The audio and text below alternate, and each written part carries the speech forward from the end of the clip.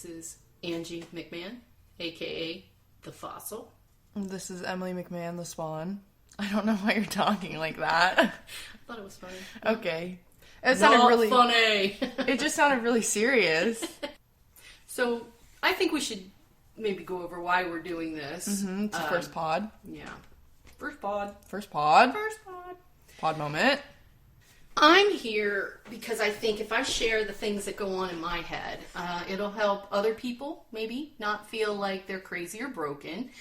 And if I share the mistakes that I've made in life, that maybe you two will feel better about yourselves and just be open and raw and genuine. And, you know, I'll share the junk in my life and maybe that'll help somebody out there.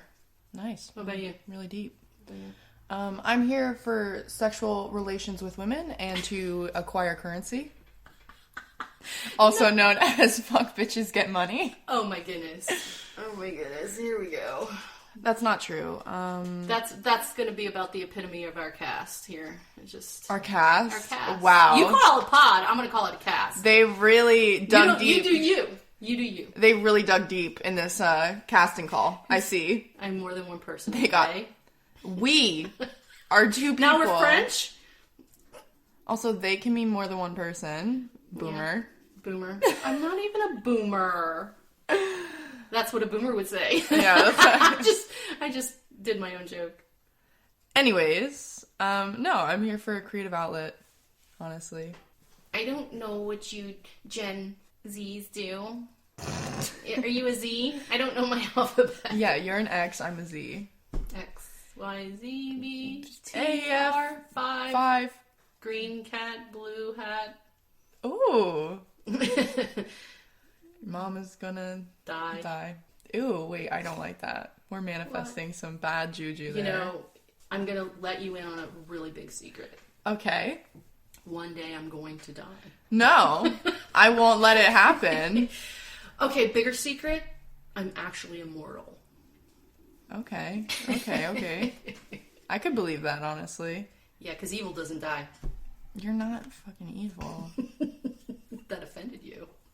Because I think it's interesting. I think if you say that you're evil, then the standard of what's actually good and evil would shift. If you're the place marker, if you're the what's it called? If you're the face. Standard. If you're the standard, yeah. For poster child. That's what I was thinking of. The poster child for evil.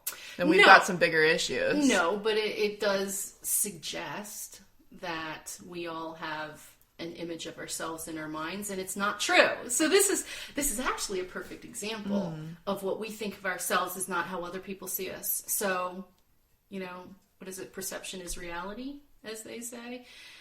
For whoever's looking at you has their vision of who you are, and you maybe feel completely different on the inside of who you are. Because you know everything about yourself. You're the only one that can't hide from your thoughts and your feelings. Mm-hmm. But just because we think something doesn't necessarily mean that it's true. Correct. And feelings aren't real. Oh, I said it! Unpopular opinion, number 1. Feelings aren't real. I need you to elaborate on that, because I feel like there's so many people who would say the opposite, that all feelings are valid. All feelings are valid because they're true to you. Inside of us, our feelings are real. They are real, and they're to us. When you think of what a feeling is, it is our internal reaction to something that has happened to us, usually in the past. Let's go to an extreme to make this make sense. If you have PTSD, you've been through something very traumatic, and you've anchored a sound, a smell, a situation, a visual that brings up that moment. Moment in time, and you're reliving it. And we do the same thing on a smaller scale every single day. I mean, oh, absolutely. So if somebody, you know, we use the word trigger. If somebody says something to you that you don't like, and it triggers an emotion, it's because you've already anchored to something in your past. But the truth is, it's not happening right now. Those thoughts turn into feelings are not real. You just gotta understand yourself enough to know why you feel that way. So it's more important to stop and ask yourself why you had that feeling and deal with that. So the truth is, feelings really aren't real. I mean, they're just a reaction. And the thing that has happened that is making us stay in that energy and that emotion, it's not happening. So, and especially in the cases of extreme cases of when we think dark things, you just have to retrain yourself. And I know that sounds black and white, and a lot of times I know you get mad at me because I come across as everything is black and white. But honestly, you just have to do it. You have to change your thought process. Okay. Which is exactly what you would do if you go to therapy. That's exactly what a counselor and a therapist so is how going does to do. How does someone do that who doesn't have access to therapy or can't afford it? The only thing you can do is, number one, understand what's causing it. Try and figure it out. Journaling helps. Talking with a friend, talking with someone you trust will help. Once you realize the actual problem, if you can really face it. Find the core issue, you can face it. Yeah, definitely. You rip it out by the root and you can face it. It's Definitely. not an easy thing to do. It takes a lot of time. And we're living in a world where everything comes right here, right now, and very quickly, and the binge watching and everything else that we have access to, yet the one thing that really matters that takes a long time we don't have access to. That's pretty shitty. Am I allowed to say shitty? Absolutely. Okay. I've sworn so many times already. I think that's definitely an interesting point. You've definitely given me a new perspective on it, in the way where, like, even looking at like the movie that I watched when I was younger that really bothered me. And I didn't really face it until just recently when it, like, resurfaced, right? When it became more popular. That's because we talked about it. But after we talked about it, and I really found out why it bothered me so much, like, even now, it, like, talking about it right now, my heart's not beating anymore. Like, I mean, it's still beating. My heart's not racing anymore. I'm not as, like, weird to talk about it. You know what I mean? Yes. Like, I guess that goes to show that feelings are valid, but they're not real. But let's even go deeper with an example.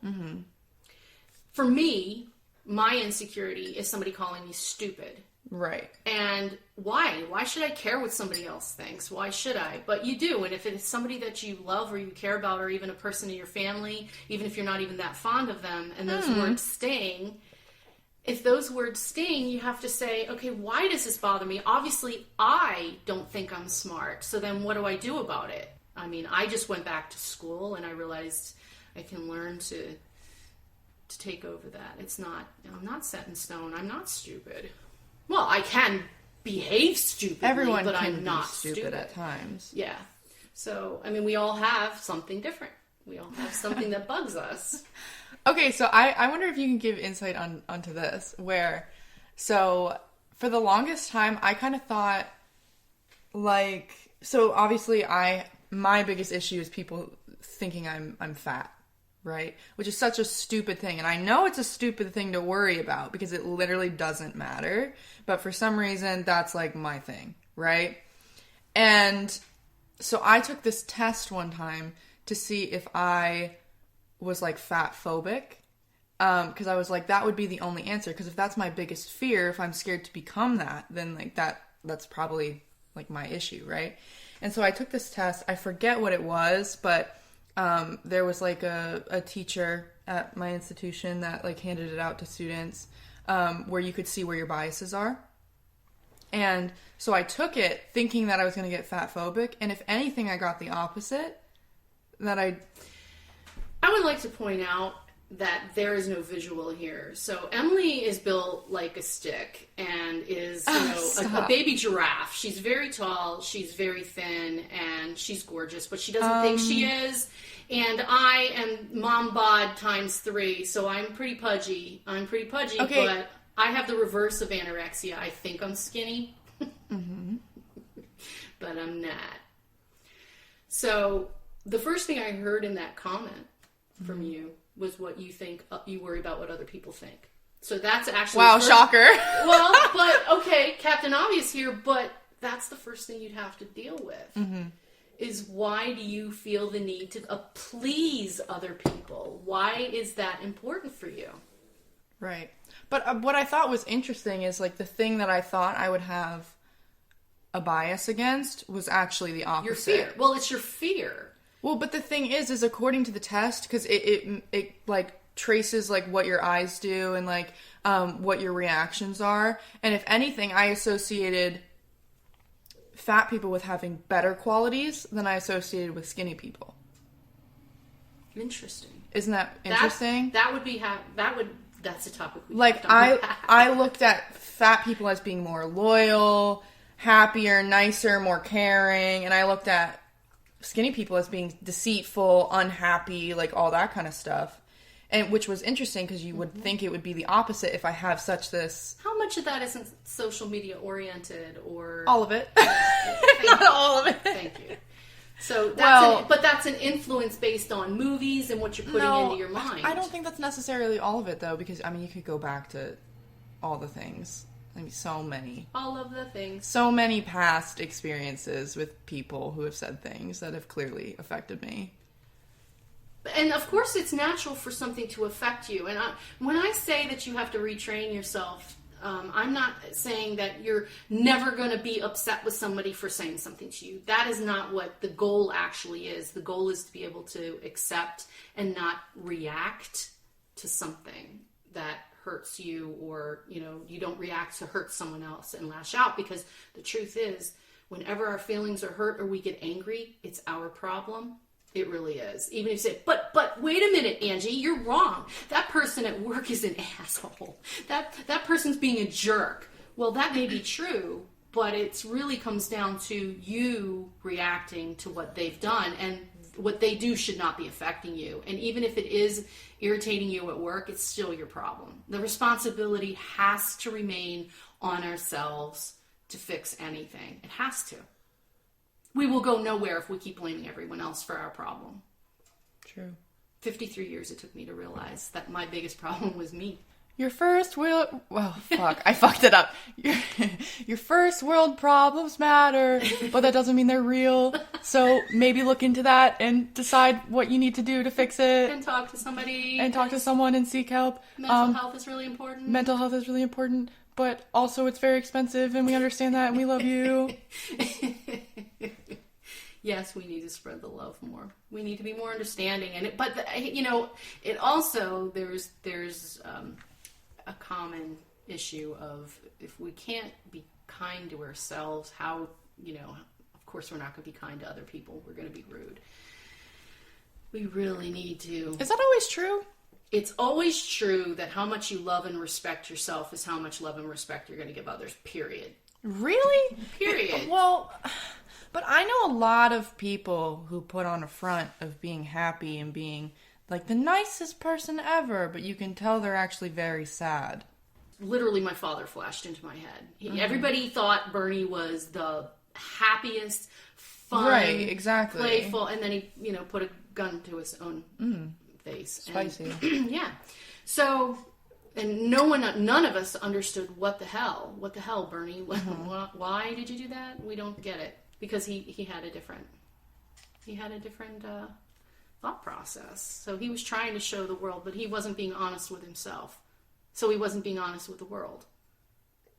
He lied to all of us. Again, he lied to himself. That's still lying to yourself. Mm-hmm. I feel like we need to bring the vibrations up. I feel like we just got really dark. I think my dad would be proud that we're talking about him now, honestly. Yeah, that's Leo in him. But it's important. Don't get to that point. Do not get to that point where you feel like you need to end it. Don't do it, people. Find someone. Don't kill yourself. Don't kill yourself. Don't You're kill loved. yourself. We love you. Don't kill yourself. Don't kill yourself. We love you. Okay, I'm off beat. One of us was. And here's the way I look at it. We all get dark thoughts. I don't think there's any person on this planet who hasn't or will not get to the point where, like, what would happen if I wasn't here? How do I make this pain stop? Mm-hmm. And I look at it this way. I can at least be a bad example. Yeah, I'm willing to do that. What? I'm willing to be a bad example. Huh? A bad example for what? For anything. I'm not here to oh, look how much I know and look how much I've lived, and I'm not here for that. I'm like, hey, I screwed up. Here, let me show you what stupid things I've done so you can kick and spit at it. And then I hope you feel better and then move on and do better. That's kind of the way I look at it. That's kind of the point of all this, really. Mm-hmm.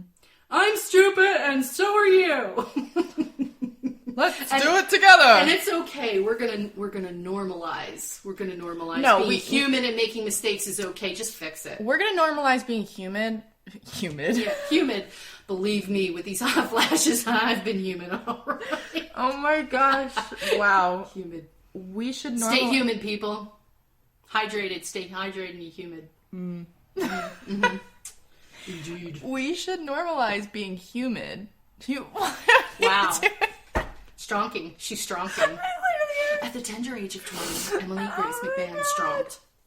Did you just dox me? That's a joke. You're fine. We should normalize being human, but not necessarily being stupid. You shouldn't be stupid all the time.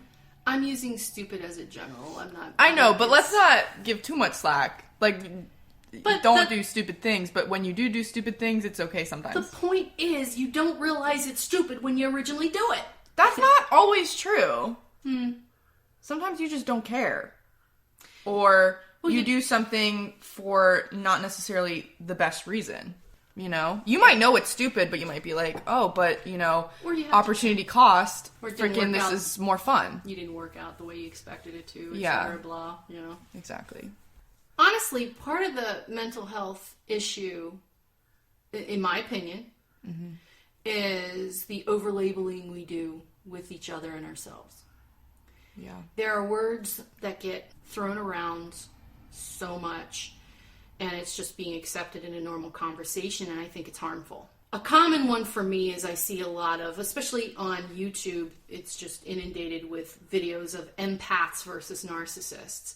And what bugs me about that is, even if, and I believe that there are, empath to me is a person who's very sensitive to other people's emotions, and you absorb them, you absorb what's going on around you. But if you're sensitive, it doesn't mean that you should be finding the excuse that everyone else is a narcissist, because that's what it's going to come across. When you're overly sensitive, you want to believe that it's everyone else. That's a problem. Mm-hmm. Calling yourself an empath should not be used for the purpose of blaming other people for not being like you, and that everybody else has to change for you. And what some people are calling narcissistic individuals are really just people that they didn't get along with. Mm-hmm. And, yes, there are absolutely nasty people out there that have extreme bad behaviors, but the general populace is using these two phrases, overusing them. We're teeter-tottering on wanting to be the extremes. I think that's what scares me more about what's going on, is that people grab onto it and it becomes their identity. I mean, it's hard with the pandemic, though, because we are seeing such an increase. Well, the pandemic's made it tough on everybody. Absolutely. But that's a stress. Yeah. And the stress of the pandemic is causing sadness, but that doesn't mean you're depressed, and it shouldn't have to force you into depression. And I just wonder sometimes how we fight for the bottom. I've seen this really overused where I go to school. You're not cool if you don't have depression? No, I don't think it's that, but I think when you're feeling down, it's an easy, I don't want to say easy, because again, it's never easy. I don't want to stigmatize this. Like, if you have anxiety and depression, obviously that you have it, and then we need to work through how to fix that. But I think a lot of times people are using it as an excuse when anxiety and sadness, not necessarily depression, but these are normal feelings to have.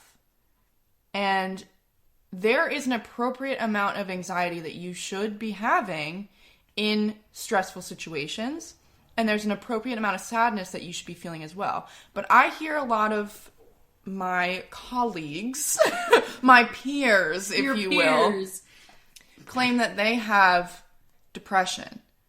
But if you look at the symptoms of depression and what actually being clinically depressed means, it's disrespectful. it's commonly misused in the way where if you want to bust it to the mall and you're excited to hang out with your friends and to go out to dinner and all of that, but you're feeling sadness, well, you're probably not depressed. Depression, one of the main symptoms of depression is you do not want to do the things that you love and enjoy doing. You are avoiding everything in life because you physically feel like you cannot mentally and physically handle it, right? Correct. And so I get frustrated when I hear this because it's okay to be sad, but to say that you have depression, I feel like it's being used as an umbrella term now. It is. And you can be sad for a month. Absolutely. The truth is, what are we doing about it? I mean, we have to want to try and be better. And fix it. But I've had depression. I've been on the pills. And there was a point where after a few years, I said, what am I doing? Mm-hmm. Am I really sad, or am I just clutching onto this because I wanted to change my life? And the pills weren't changing my life. Gee, I wonder why. Because the pills weren't the problem. I had been caught into a pattern of bad things that happened, really bad things that happened, one after the other. And my little brain couldn't handle it. Yeah. And then I eat her, and she would say, bonk, bonk, bonk. And then I said, all right, that's enough of that. Yeah. But I had to curl into a ball. I had to curl into a ball and cry and be sad and, you know, have my doctor say, I think you have depression. But I wasn't looking for it. I wasn't actively seeking it and saying what I should have been wondering, but I wasn't. I was too busy feeling sad. So I think that's kind of I didn't need an excuse of, I can't do that because I'm sad. I guess where it is for me is this thing where ideally I'd like to say, don't label yourself unless you have a medical diagnosis, but that's unfair. No, labels are important for communicating. I mean, it's like saying there shouldn't be words. We need the words. Absolutely.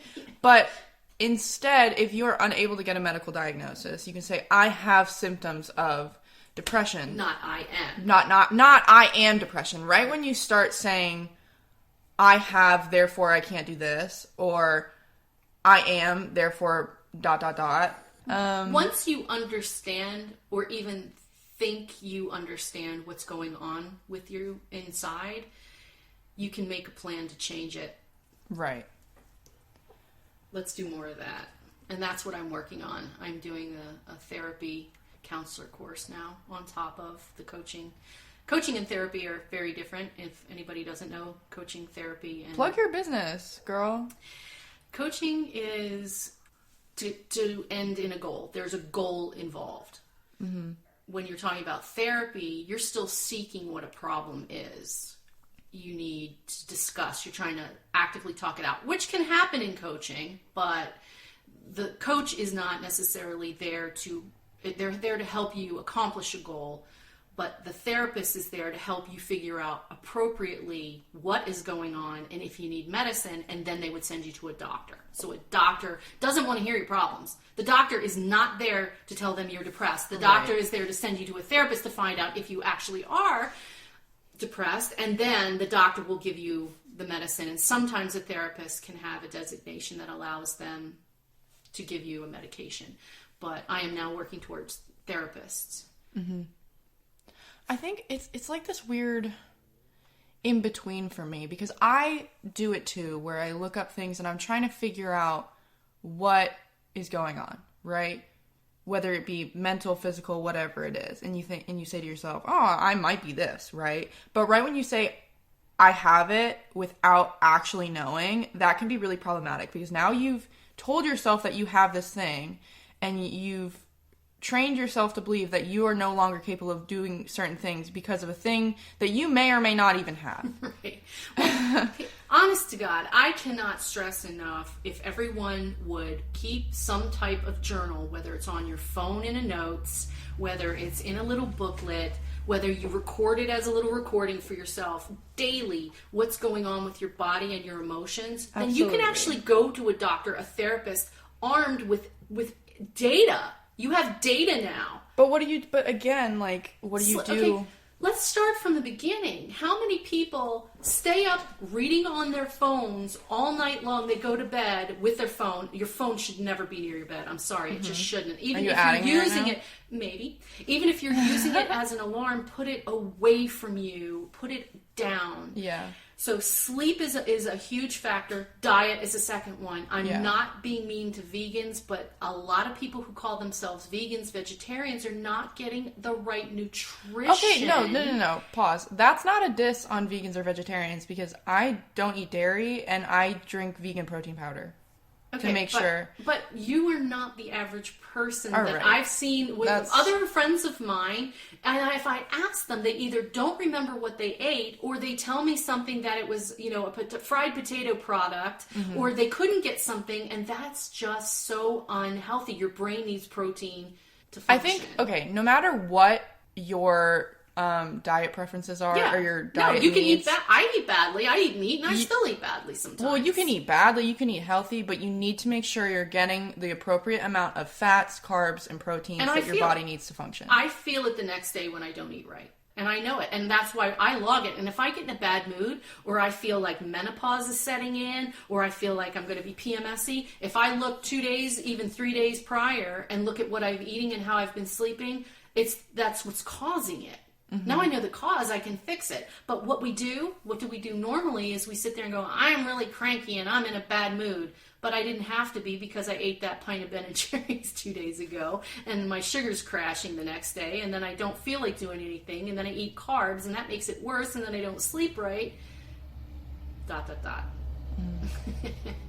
So please, first, if you feel you can't afford a professional and you feel like you're having some mental health issues, please, for the first, just look at your sleep patterns and your eating habits. But also, just because you don't have the diagnosis doesn't mean that you don't have it. And even if you have it, you still have to do something. Exactly. You have to be willing to take the steps to fix it rather than anchoring in it. Doctors get frustrated because they assume that you walk into their office and you just want a pill. You don't want to fix the problem.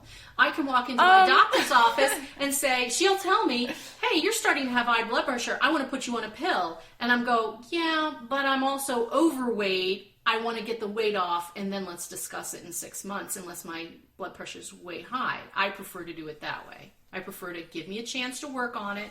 I want to fix the problem, not just give me a pill, because that seems to be how Big Daddy D died.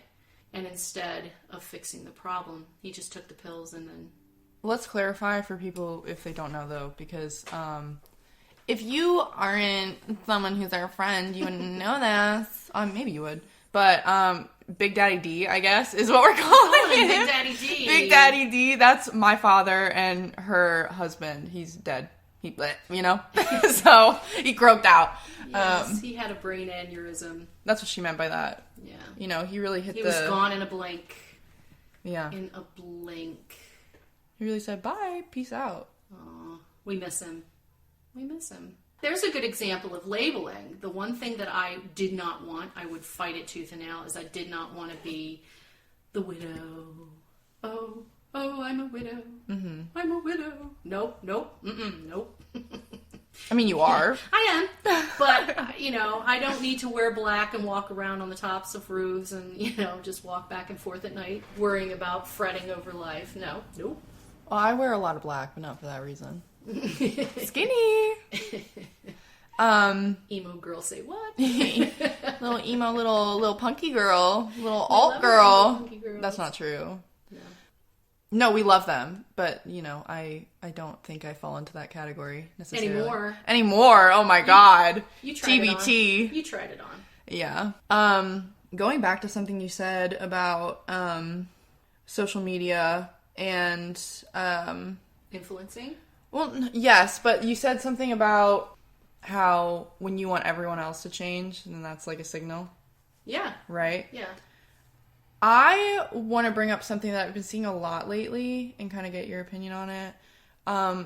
So I think trigger warnings are very important for a lot of things.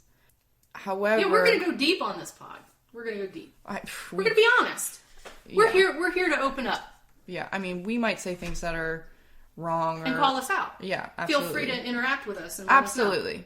But your opinion matters. Your feelings are valid. Your feelings are valid. But they might not be real, and we may roast you for it. They're not real, but they are valid.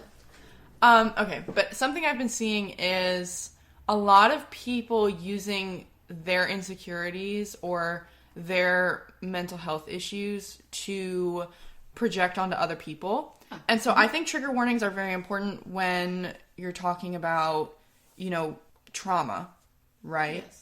And trauma can take many different forms, I understand that. But you also have to be accountable for yourself to know what, I feel like you can't avoid everything, and you're going to see things that bother you, obviously, from your trauma. Right. That remind you of your trauma, that do things. But not everyone else, no one else knows you. Right. It's up to you to protect In the yourself. great big world on social media, you don't matter. In the way where everyone matters, but on social media, no one knows you. No one can read your mind. And so I see a lot of things where people are like, why didn't you put a trigger warning on this, when it's literally like a girl dancing, and it's just because she's skinny. Okay, well, yes, there's extremes to that. But it's happening a lot more lately. Okay, let me take it back to my generation. Mm-hmm. Peanut allergies. This is a physical thing, and we're talking. Let's just no. This is a good example. The physical and the mental difference is it's actually kind of the same. Mm-hmm. When people started an increasing number, whether it was awareness or scientifically that we're morphing, the nut allergies went off the charts, and now all of a sudden, those of us who had to bring peanut butter to school because we couldn't bring anything else or couldn't afford a school lunch or whatever back then, right? We were mad. Right, we were mad. One time you gave me peanut butter. I remember this, actually. This is a core memory of mine. You gave me peanut butter, and all of my friends sat at the peanut butter, free table, the peanut allergy table. And I remember I cried that day. And then you were isolated. Yeah. See? I was left. Here's the thing. Alone. Can we be... I was in the trenches. If each of us takes responsibility for ourselves, and, not and or, but and, the rest of us are just kinder to each other and say, okay, this really sucks, but I understand. If we approach things more like that with love, then, I think we'll be in a better place. It's got to be both. It's got to be both. We have to take responsibility for our own reactions. If we don't want to see a certain type of movie, if you don't like a horror movie, you have every right not to watch it. Right. But if you say horror movies shouldn't exist, now you're acting like an infant. Now you need to grow up a little bit. Yeah, I agree. I don't know if I necessarily agree with the whole thing. I mean, I agree. But the whole thing about it's all about love and being nicer to each other and taking accountability. Because obviously it is. I think in an ideal world, would be best case scenario. But clearly that is not working. No, that's not. I disagree. I think no one's tried that yet. I think there's only a handful of people trying that, and the rest are going... There's no way to get everyone on board. No, you can never get everyone, but if you get the majority... That's true. If everyone starts... If most people start doing it, then it's a chain reaction. Then last little bit of trolls awful people can go live on that island that I think England called it Australia. Stop. I'm sorry, isn't that what happened? England went, you guys are bad, we don't like you, you're going over here. And they sent them to an island, it's now called Australia, we love it. Down under. But we'll do Aussie. That. We'll gather up all our trolls and idiots and assholes and we'll put them over there on that island. That's what we'll do. I like Australia. Hello, Elon Musk. Can you put him on Mars for us? Thanks. Oh. Mars, the new Australia. He'd probably be going too. Oh, commentary. These are not the thoughts and opinions of Fossil. No. Send all your cards and letters to... To be fair, I don't know jack shit about Elon Musk. I just know that he's rich. But if we keep the kindness on ourselves, right? We take the responsibility of our own emotions and helping to protect. I'm not saying, being responsible. You cannot be responsible for somebody else's feelings or thoughts. Mm-hmm. But doesn't it come down to... If we love ourselves, we can love other people. And how much we love ourselves and respect ourselves is how we can love other people. So I think one of the key phrases too is we draw in the love we think we deserve. Absolutely. And if we're always on the defensive, you're going to draw in other people who are defensive. And then you're just going to walk around being angry all the time because you're drawing in other people who are angry. But when you're happy and you're in a good mood, right? What happens? We smile, we stand up straighter, we might have a little pep in our step, and then people notice that because they want that too. Some people will just turn down and resent you for being happy. Here's the thing. I don't think you necessarily have to be a happy-go-lucky person in order to attract good people. No, but here's why I'm going to argue this. I am the most cynical, pessimistic ass bitch, okay? But I know, even though I have issues with self-esteem, I know I'm a decent person. And I do respect myself, and therefore the love that I draw in and the people I draw into my life are good people. There's a difference between not having self-esteem. It might be one of those other overused. Just because you don't think you're all that and you know your flaws doesn't mean you don't have self-esteem. You as long as you understand and you're comfortable knowing that you don't have to be perfect at something, is everything. Okay, 3 categories of people. Ready? Uh-oh. I'm never good at the fast ones. Maybe 4. No, this is something I just thought about. Okay. This is something I just thought about. You have me, right? Who doesn't like their outer shell, necessarily. How many of us do, though? Well, you'd be surprised. No. Listen. You have the people who might not be necessarily comfortable in their outer shell, right? But they like who they are as a person. They respect themselves, whatever, right? That's type 1. Type 2, the opposite of that. The people who really don't like themselves for who they are. And, you can tell, kind of.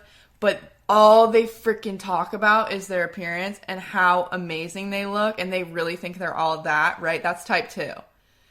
People who are really struggling on the inside. But wow, their social media, they act like their shit is gold. Because they've learned. It's a learned behavior. If you tell people that you're great, they think you're great. Yeah, absolutely. Type 3. We'll call these, como dit-on, the Leos. Uh-oh. No, okay, I should do, yeah. We love Leos. I love Leos, but y'all are on some shit sometimes. Why are we talking about this? What is going on No. with this? No. I'm going with it. I'm just saying they're like a subcategory, right? There's like 4 different subcategories. Goofball. Then there's the Leos. They love themselves in, out, anywhere between. They are confident. Okay? And then you have the 4th group who they just don't like anything about themselves. The 2 and 4. 2 and 4 are the problems. Yeah, definitely. 2 and 4. Because 2 is lying and 4 is depressed. Mm-hmm. That's kind of what I heard. 1 and 3, I would say, are fairly healthy. Mm-hmm. Because I would say I'm in 1 and I still got things to work through, but I wouldn't say it's like catastrophic. Nothing should be catastrophic. I mean, if you're in group 4, though, that's pretty bad. Well, let's take a let me overthink this, please. Mm-hmm. Give me a moment. You're welcome. You're welcome. Number 4 has probably had so much crap happen to them, at a rapid rate over years. There's probably abuse, dog's toenails clicking that made them go crazy, all these things. Are you type 4? No. I'm not type 4. I would say you're closer to type 1. No, I thought being type 4. I would say you're closer to type 1 or type 3, to be honest. Because you're that type of person who you're like, yeah, I might be ugly, but I still look good. But we're trying to fit people into a perfect box, and there are no perfect boxes. Sometimes you're person 1, sometimes you're person 4. Absolutely, you can shift, baby. But that's what we need to normalize, that life is just a roller coaster. I mean, and we can decide if we're going to throw our arms up and go, whee, or are we going to vomit on the side. I think the goal should be type 3, but with a little bit of humbling. Just a slight bit of humbling. I think that happens anyway. Life throat punches us and absolutely kicks us in the solar plexus once in a while, and you just got to deal with it. Absolutely. And if not, you'll be back to learn the lesson anyway. So after all of that, I hope that gave you something to think about. And if you need someone to talk to, you can look me up at www.angiemcmann.com. That's MCMANN. I am a coach at this moment training to be a therapist, but I am more than willing to listen. Yeah, I don't think all of our episodes are going to be necessarily this serious, but I think... We went with it. We rode with it. But especially during a time like this, I mean, how can you not? Yeah. How can you not think about these things? So reach out. You are not alone. We love you, and we hope that your week goes extremely well, and we will be back. And that you can excuse the dog's toenails on the floor. And we'd love to hear from you. So if you enjoyed this or want to talk about something else, let us know. Follow us on Instagram. On the at gram. Fossil and the Spawn. Everything spelled out, and the are both spelled out. FOSSILANDTHESPAWN. I was never good at spelling bees, so I really let her take that. I'm a bee. I'm a bee. Copyright. Copyright, sorry. Anyways, bye. Love you. Bye.